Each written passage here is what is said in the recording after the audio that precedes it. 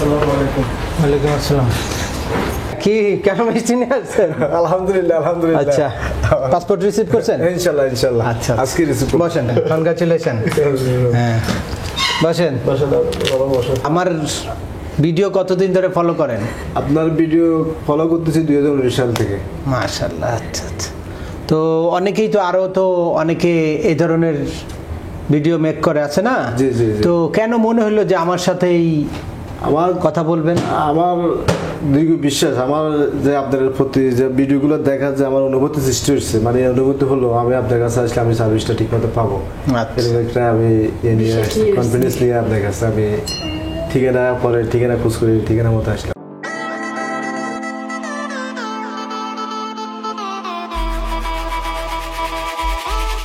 আমাদের এক দীর্ঘদিনের সাবস্ক্রাইবার ফলোয়ার যে রেগুলার ইউএস এর ইমিগ্রেশন রিলেটেড ভিডিওগুলো দেখেন এবং আমাকে কন্টিনিউয়াস ফলো করে তার এই ইমিগ্রেশনের জার্নিটা ফাইনালি সাকসেসফুলি আজকে তার পাসপোর্টটা রিসিভ করলো। তো সে আমার এই চ্যানেল দেখে কিভাবে বেনিফিটেড হয়েছে বা কিভাবে আমার সার্ভিস নিয়েছে এবং ফাইনালি উনি যে সাকসেসফুলি ইন্টারভিউ দিয়ে তারপর ভিসাটা পেয়েছে তার ইন্টারভিউর অভিজ্ঞতাটাও শেয়ার করবে এবং আমাদের মাধ্যমে কিভাবে সার্ভিস নিয়েছে সেটা নিয়ে একটু তার মুখ থেকে কিছু কথা শুনবো। জি আসসালামু আলাইকুম। জি ওয়ালাইকুম আসসালাম। শাহাবুদ্দিন ভাই ভালো আছেন? আলহামদুলিল্লাহ ভালো আছেন স্যার। তো অনেক চড়াই উতরাই পরে অবশেষে আজকে পাসপোর্ট রিসিভ করেছেন। জি জি। কই পাসপোর্টগুলো? দীর্ঘ 24 বছর স্যার। কি 18 বছর? 18 বছর।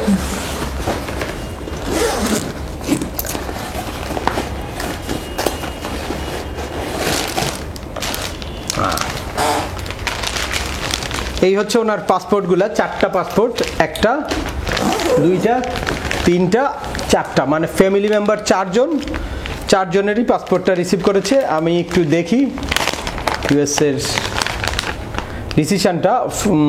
ওনার কিন্তু পাসপোর্টটা কিছুদিন আটকা ছিল, ইন্টারভিউ দেওয়ার সাথে সাথে উনি কিন্তু পাসপোর্টটা পায় নাই বা মানে ওখানে ওই সময় রিফিউজ হয়েছিল। তারপরে কিছু ব্যবস্থা নেওয়ার পরে তারপর ফাইনালি তাদের সবগুলা ভিসা হয়েছে। ও দেখি, ওইটা হচ্ছে বেবির আর এইটা হচ্ছে মেয়ের পাসপোর্ট। এটা হচ্ছে স্পাউস, মানে মেইন অ্যাপ্লিকেন্ট তো হচ্ছে আপনি। হ্যাঁ, এই হচ্ছে মেইন অ্যাপ্লিকেন্ট শাহাবুদ্দিন ভাই। তাহলে এই চারটা পাসপোর্ট আজকে উনি রিসিভ করেছে। তো ওনার এক্সপেরিয়েন্সটা আমরা একটু শুনি সরাসরি।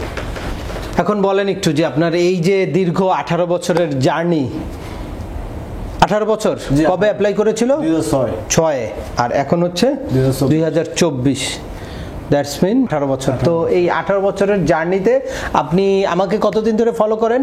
আমি 2019 সাল থেকে, মানে যখন আপনার কেস ক্রিয়েশন সময় থেকে আপনাকে তাহলে মোটামুটি আপনি ইনিশিয়াল স্টেজ থেকেই, যেই সময় আপনার কেস ক্রিয়েশন লেটার আসছে তারপর থেকেই আসলে সবাই একটু সিরিয়াস হয়। তো তারপর থেকেই সিরিয়াস হয়েছেন। Okay fine. তো আপনার কাছে আমাদের ইনফরমেশনগুলো মানে ইফেক্টিভ মনে হয়? হ্যাঁ ইনশাআল্লাহ আপনার কাছে ইফেক্টিভ মনে হয়। আপনার প্রতি আমার খুবই ইয়ে ছিল, বিশ্বাসটা ভালো লাগতো। আপনি ভিডিওগুলো কথা লেগুলো ভাষাগুলো বলতেন যে ওই দেখে মুগ্ধ হতাম। তো তারপরে ফাইনালি মানে আমার সাথে দেখা করার ইচ্ছাটা কেন জাগলো আপনার? আপনারা দেখছি যে ভিডিওগুলো আপনার আরো অনেকের ইন্টারভিউ নিয়ে ভিডিও ছাড়ছেন, ওদের কথাগুলো শুনলাম, পাশাপাশি স্যার আপনার কথাগুলো শুনলাম, শুনে আমার তো খুব ভালো লাগলো, নাকি আমি স্যারের কাছে গেলে জিনিসটা সমাধান হবে। আচ্ছা আচ্ছা। তারপরে ইন্টারভিউ লেটার যখন পেয়েছেন তারপরে আসলেন, আপনার কিছু ডকুমেন্ট আপলোড দেওয়ার দরকার ছিল আর হচ্ছে ওই যে বেবিটা অ্যাড করার দরকার ছিল। যাক, কিন্তু ওই যে ফাইন্যান্সিয়াল কিছু ডকুমেন্ট না দেওয়ার কারণে আপনি ইন্টারভিউ দেওয়ার পরেও কিছুদিন লেট হয়েছে। যাই হোক, তো ইন্টারভিউর অভিজ্ঞতাটা একটু শেয়ার করেন। কবে আপনার ইন্টারভিউ ছিল? 27শে মার্চ। ওকে। প্রথম গেটে ঢুকছি, ওখান থেকে 2-3টা গেট ফেলাইতে হয়।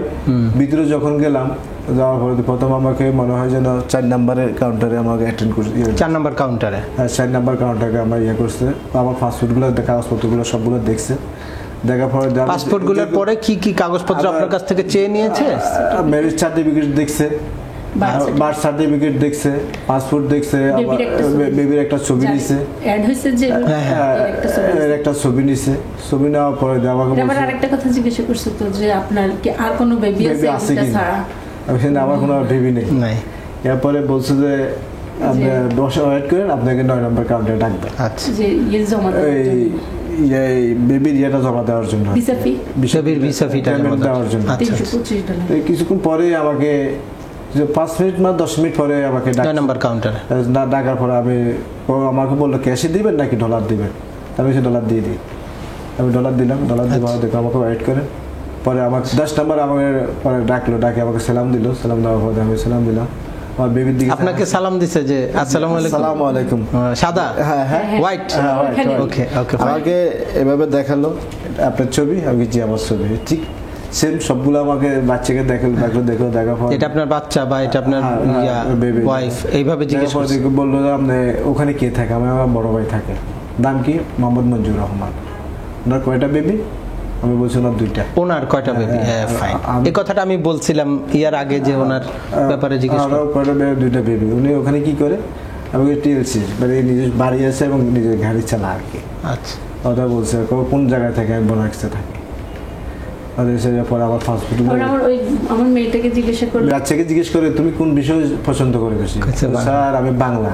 স্যার হাসি দিয়ে বলতেছে কোন এখানে তো বাংলা চলে না বাবা, ইংলিশ চলে। আচ্ছা ঠিক আছে, ফাস্টফুড রেখে দিচ্ছি, আপনার জয়েন্ট স্পন্সর অ্যাড করেন। অ্যাড করার পর আপনার ফাইন্যান্সিয়াল ডকুমেন্টগুলো অ্যাড করা বাকি ছিল। তারপর এগুলো স্যার কিছুই জিজ্ঞেস করে না। তো ওনার 2টা প্রবলেম ছিল। 1 নম্বর প্রবলেম হচ্ছে ওনার একটা নিউবর্ন বেবি ছিল, সেই বেবিটাকে অ্যাড করার দরকার ছিল। সেই বেবিটা আমরা মেইল দিয়ে তারপর অ্যাড করে দিয়েছি। আপনাদেরও একটা রিসেন্ট একটা ভিডিও গিয়েছে, ওই ভিডিওতে যে কিভাবে নিউবর্ন বেবি অ্যাড করবেন। হ্যাঁ, এই যে এই বেবিটা অ্যাড করা হয়েছিল এবং ফাইনালি ওই বেবিরও ভিসা সহ একসাথেই সবাই ভিসা পেয়েছে।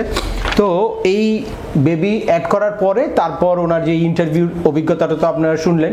ইন্টারভিউ দেওয়ার পরে ওনার ফাইন্যান্সিয়াল ডকুমেন্ট কিছু মানে ডিউ ছিল, উনি ইউএসএর থেকেই আসে নাই, যে কারণে ইন্টারভিউর আগে ফাইন্যান্সিয়াল ডকুমেন্টগুলো আপলোড দেওয়া সম্ভব হয় নাই। যখন ওনাকে ইন্টারভিউর পরে একটা লেটার দিয়েছিল, ওখানে ফাইন্যান্সিয়াল ডকুমেন্ট আপলোড করার কথা বলেছে। তারপর আমরা ফাইন্যান্সিয়াল ডকুমেন্টগুলো আপলোড করার পরে 15 দিন পরে এই পাসপোর্ট রিকোয়েস্টটা এসেছে এবং আজকে ওনারা পাসপোর্ট রিসিভ করলো। তাহলে আপনারা বুঝতে পারলেন এই ভিডিও থেকে যে একদম প্র্যাকটিক্যাল একটা এক্সপেরিয়েন্স যে ইউএসএর F4 ক্যাটাগরির ইন্টারভিউতে কি কি ধরনের প্রশ্ন করে একদম রিসেন্ট একটা আপডেট পেলেন। আর এই সংক্রান্ত আমার অনেকগুলো ভিডিও আছে, আপনারা যারা ইন্টারভিউ লেটার অলরেডি হাতে পেয়েছেন বা রিসেন্টলি ইন্টারভিউ লেটার পাবেন, ইন্টারভিউ লেটার পাওয়ার পরে ইন্টারভিউর প্রিপারেশনগুলো অবশ্যই নিয়ে নেবেন। আর অ্যাট দ্য সেম টাইম আপনাদের সকল ডকুমেন্ট আপলোড হওয়া আছে কিনা বা কেস সম্পর্কে একটা পূর্ণাঙ্গ ধারণা আপনারা নিয়ে যাবেন, যাতে আপনাদেরকে যে কোনো ধরনের প্রশ্ন করলে আপনারা যাতে কনফিডেন্টলি আনসারটা দিতে পারেন। কারণ এই সময়ে যেহেতু প্রচুর পরিমাণে ইন্টারভিউ নিচ্ছে, ইউএস এমবাসি প্রচুর প্রেশার আছে, সে কারণে কোনো জায়গায় যদি কোনো রকম কনফিউশন তৈরি হয় তাহলে অনেক ক্ষেত্রেই ভিসাটা রিফিউজ করে আপনাকে পার্টিকুলার ওই রিজনটা দেখিয়ে দিবে অথবা একটা কোশ্চেনিয়ার দিয়ে দিবে। তাহলে আপনাদের এই যে দীর্ঘদিনের জার্নিটা আরও কিন্তু লম্বা হয়ে গেল। সে কারণে আপনারা সঠিকভাবে বুঝে শুনে ভিসার প্রত্যেকটা ডকুমেন্ট আপলোড করবেন এবং ডকুমেন্ট যেগুলো দরকার নিয়ে যাবেন এবং সঠিক ইন্টারভিউর প্রিপারেশনটা নেবেন। তো আজকের ভিডিওটা দীর্ঘায়িত করছি না, আশা করি এই ভিডিও থেকে ইন্টারভিউ রিলেটেড একটা রিয়েল এক্সপেরিয়েন্স পেয়েছেন। অ্যাট দ্য সেম টাইম ইন্টারভিউর প্রিপারেশন কিভাবে নেবেন বা কিভাবে নিউবর্ন বেবিকে অ্যাড করবেন সে ব্যাপারে আপনারা ক্লিয়ার একটা ধারণা পেয়েছেন। তারপরেও আপনাদের যদি এই সংক্রান্ত কোনো রকম কোনো প্রশ্ন থাকে অবশ্যই আমাকে কমেন্টস করে জানাবেন। আর ভিডিওটি ভালো লাগলে বা তথ্যবহুল মনে হলে লাইক দিয়ে আপনার বন্ধুদের মাঝে শেয়ার করে দেবেন যাদের এই ইনফরমেশনগুলো অত্যন্ত প্রয়োজন। আবার দেখা হবে নতুন কোনো গুরুত্বপূর্ণ টপিকস নিয়ে। সে পর্যন্ত সবাই ভালো থাকবেন, সুস্থ থাকবেন এবং আমাদের চ্যানেলের সাথেই থাকবেন। আল্লাহ হাফেজ।